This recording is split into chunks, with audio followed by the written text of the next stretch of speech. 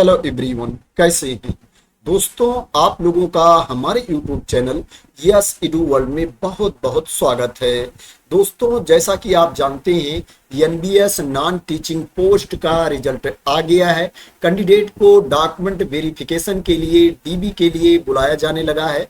दोस्तों, मैं इस वीडियो में बात करने वाला हूं कि डॉक्यूमेंट वेरिफिकेशन में आपको कौन कौन से डॉक्यूमेंट्स लेकर के जाने हैं, कौन कौन से डॉक्यूमेंट्स आपके पास होने चाहिए।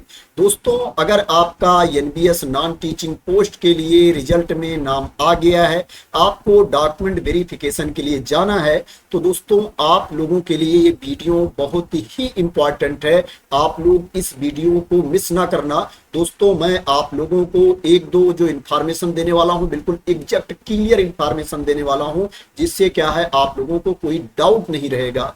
दोस्तों, सबसे पहले बात करते हैं डॉक्यूमेंट्स की कि आपको क्या क्या लेकर के जाना है। दोस्तों, जितने आपके डॉक्यूमेंट्स हैं उनकी ओरिजिनल आपको कॉपी लेकर के जानी है। ओरिजिनल सर्टिफिकेट्स, टेस्टिमोनियल्स आपको लेकर के जाने हैं। क्लास 10th से लेकर के और आगे तक जो भी आपने अपने एप्लीकेशन फॉर्म में फिल करते टाइम दिखाया है, उसको दोस्तों आपको लेकर के जाना है। अगर आपने 10वीं दिखा रखा है, 12वीं दिखा रखा है, ग्रेजुएशन दिखा रखा है, जो भी क्वालिफिकेशन आपने दिखाया है उसकी सर्टिफिकेट और मार्कशीट आपको लेकर के जानी है। उससे रिलेटेड जो भी डॉक्यूमेंट्स हैं आपको ओरिजिनल भी लेकर के जाना है और उसकी फोटो कॉपी लेकर के जाना है, जो स्व प्रमाणित होनी चाहिए। दोस्तों, अगर आपको अनुभव है, आपने एक्सपीरियंस दिखाया है, तो क्या है आपको अनुभव सर्टिफिकेट भी लेकर के जाना है, एक्सपीरियंस सर्टिफिकेट भी लेकर के जाना है और ओरिजिनल लेकर के जाना है। दोस्तों, यहां पर लिखा हुआ है, आप लोग इसको रीड कर लीजिए। दोस्तों, अगर आपके पास कोई मार्कशीट ऐसी है जिसमें क्या है विषय नहीं दिखाया गया है, सब्जेक्ट नहीं दिखाया गया है, उसकी जगह पर कोड दिया गया है, तो दोस्तों उसका भी प्रूफ आपको लेकर के जाना है। उसका भी कागजात आपको बनवा करके लेकर के जाना है कि जो कोड दिखाया गया है वो किस विषय का है। यहां पर मेंशन किया गया। दोस्तों, आप इसको भी रीड कर सकते हो कि अगर कोड दिया गया है तो उसके लिए आपको सर्टिफिकेट लेकर के जाना है या कोई डॉक्यूमेंट्स लेकर के जाना है जिसमें साफ साफ अंकित हो कि वो जो कोड दिया गया है वो किस विषय का कोड है। अगर आपके पास मार्कशीट है जिसमें क्या है मार्क्स की जगह पर, अंक की जगह पर ग्रेड दिया गया है, तो दोस्तों उस ग्रेड को अंक में कैसे कन्वर्ट किया जाएगा उसका भी फार्मूला आपके पास होना चाहिए। उसके बारे में भी यहाँ पर इंफॉर्मेशन दी गई है, इसको भी आप देख सकते हो। और दोस्तों, अगर क्या है आपके पास मार्कशीट है, उसमें सब्जेक्ट दिया गया है, उसके सामने अंक दिया गया है, मार्क्स दिया गया है, तो आपको इन सब चीजों की जरूरत नहीं है। सिंपल क्या है, आपको ओरिजिनल मार्कशीट लेकर के जानी है, ओरिजिनल सर्टिफिकेट लेकर के जाने हैं और उनकी फोटो कॉपी लेकर के जानी है।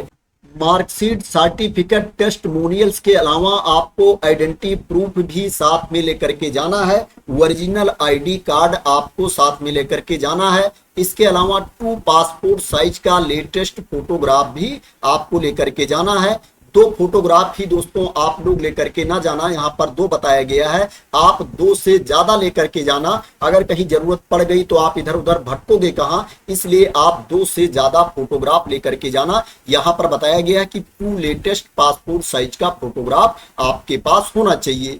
इसके अलावा दोस्तों, जो आपने ऑनलाइन एप्लीकेशन फिल किया था, फिल करने के बाद जो आपने डाउनलोड किया था, आपको डाउनलोडेड कॉपी भी लेकर के जानी है अपने एप्लीकेशन फॉर्म की। और दोस्तों, जितने भी आपके एडमिट कार्ड हैं, कॉल लेटर हैं, उनको भी आपको साथ में लेकर के जाना है। कंप्यूटर बेस्ड टेस्ट सीबीटी का कॉल लेटर, एडमिट कार्ड आपको अपने साथ लेकर के जाना है। इंटरव्यू का कॉल लेटर है तो उसको भी आपको अपने साथ लेकर के जाना है। डॉक्यूमेंट वेरिफिकेशन का कॉल लेटर है तो उसको भी आपको अपने साथ लेकर के जाना है।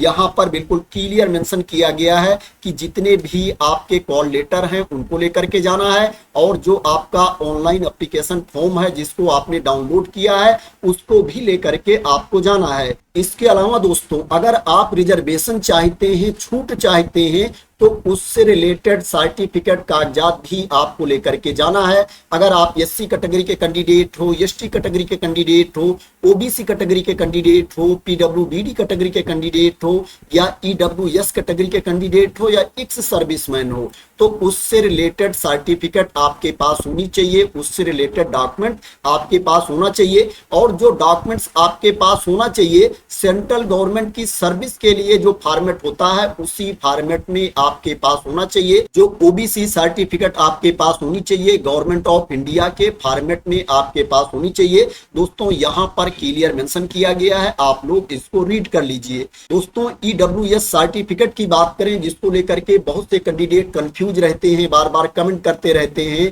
कि ईडब्ल्यूएस सर्टिफिकेट कब का होना चाहिए। तो दोस्तों जो आपका ईडब्ल्यूएस सर्टिफिकेट होना चाहिए दोस्तों 2024 के लिए वैलिड होना चाहिए। यहां पर क्लियर मेंशन है, आप इसको देख सकते हो। It should be valid for year 2024।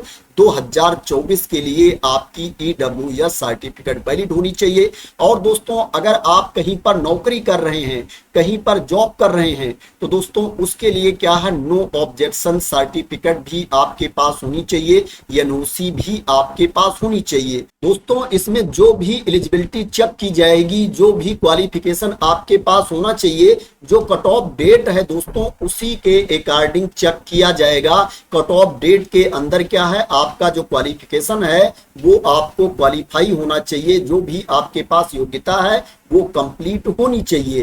दोस्तों ओबीसी सर्टिफिकेट भी जो आपकी बनी होनी चाहिए, जो कट ऑफ डेट है उसके 6 महीने के पहले की नहीं होनी चाहिए। यहां पर क्लियर मेंशन किया गया है, आप इसको देख सकते हो कि कट ऑफ डेट के 6 महीने के पहले की नहीं बनी होनी चाहिए। दोस्तों कट ऑफ डेट के बारे में आप लोगों को ऑलरेडी पता होगा।